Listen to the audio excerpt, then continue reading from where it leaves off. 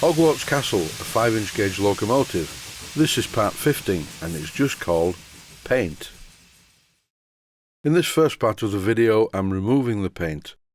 I've put the front bogie in a plastic tub. It's actually polythene, by the way. It's no good at all using a plastic tub. The tub needs to be made from polythene because cellulose thinners, or lacquer thinner as you call it in the USA, dissolves plastic. So why do I use the cellulose thinners method and not paint stripper, or even take it to Simon Hudson's steam workshop and use the bead blast cabinet? Well, I like the cellulose thinners method because if you use paint stripper, that's very nasty. If you get it on your fingers, it burns. But after 24 hours in this pot of cellulose thinners, the paint just removes itself. The main part of this video is about painting the chassis. The first part of the job is to remove the mounting for the front bogie, because I don't want to paint that. If you've been following this series, you'll realise that this is the modified front bogie mounting, which uses a special centre bearing held in place with an M10 bolt. For a bit of added excitement, before I start the painting of the chassis, I'm going to paint the wheel. Although I didn't video it, every time I went in the workshop, I turned the wheel over and painted another part of it with etching primer. In this clip, I'm painting the top surface only of the wheel, using some HMG gloss black paint. And this, just like the satin black paint that HMG make, is really good stuff. I'm no paint expert, but by the smell of this paint, I think it's enamel paint. It doesn't smell like normal cellulose paint that you get from spray cans. And it's spreading out beautifully. This may seem to be a very long-winded way to paint locomotive wheels, but I often do it this way because while the wheel is in this position, the paint cannot run. As I mentioned in the previous video, there's been a big delay on this project because I've been waiting until the weather improves. And now the weather has improved, and here I am by the wide open door painting the wheel. And after 24 hours I will turn the wheel over to paint the other side.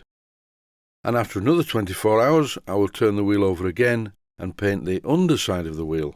But for the moment I hope you're enjoying this rare glimpse of the paint drying. Back into the main workshop now, and this is panel wipe.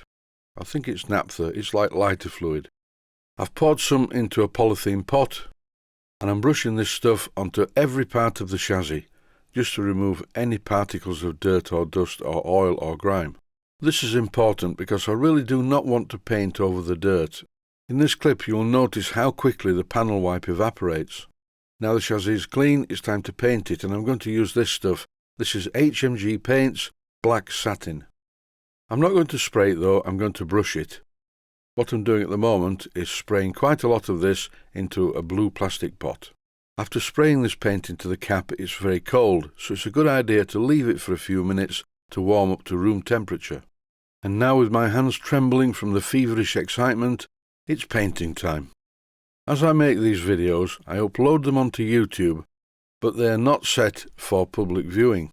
If you're watching this video on YouTube as a public viewer, it's already been on Patreon for possibly a couple of months. And yesterday, to my complete and utter surprise, I received an email from Patreon telling me that my Patreon content contained adult material. And as such, they'd flagged up the channel saying contains adult content. At first I thought to myself, oh no, it's not going to be like YouTube where they knocked off the monetization for a couple of months. But unlike YouTube, you can actually contact Patreon, so I contacted Patreon and complained about this, pointing out that 99% of my channel is about miniature steam engines and how to play jazz and rock licks on a Hammond organ. And within a very short time I received an email back from Patreon saying they'd had a look at the channel and realised the error. Then I realised why I think they'd marked it up as being adult material. The previous Hogwarts Express episode was about the removal of the drain cocks from the steam cylinders. And like you do, in the tag I put drain cocks. So then I think the automated system picked up one of those words and flagged the channel up as containing adult material. I don't see what's adult material about the word drain, but anyway, everything seems to be okay now. It made me smile though, because I struggle with being an adult in the first place.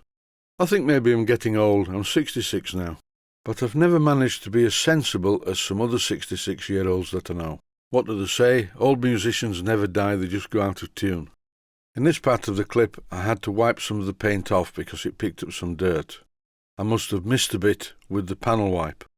Never mind, we all make mistakes, said the snail climbing off the sellotape dispenser. I know this is a very exciting video and I don't wish to interrupt you too much, but I would like to discuss the paintbrush that I'm using. This is what I would term to be a flatty brush, because the bristles are set to be flat. I do find these brushes are the best to use on flat surfaces, and most of the frames are flat surfaces. The paint is quite thin as it's come out of a spray can, and by the time it's dried, all of the brush marks should have disappeared. I'm working at the front area of the chassis at the moment. This is where I started and the paint had already dried, so I thought I'd give it another coat just to use up the paint in the pot.